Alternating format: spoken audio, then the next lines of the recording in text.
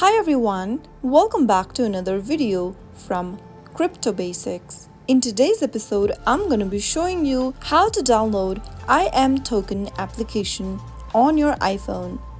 So without wasting much of our time, let's dive into the video. First of all, make sure that your device is connected to a stable internet. Now, go open up your App Store. In the search box appearing at the top, type in imToken and search.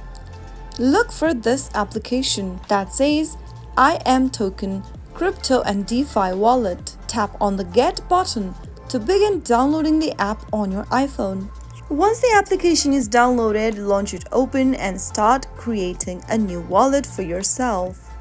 So that was how you can easily download imToken on your iPhone in just a couple of minutes. If you found the video to be helpful, go ahead and give us a thumbs up. Don't forget to subscribe to the channel by hitting the subscribe button. Also, press on the notification bell so that you'll never miss another upcoming upload from us. I will be back again in the next video. Thank you for watching.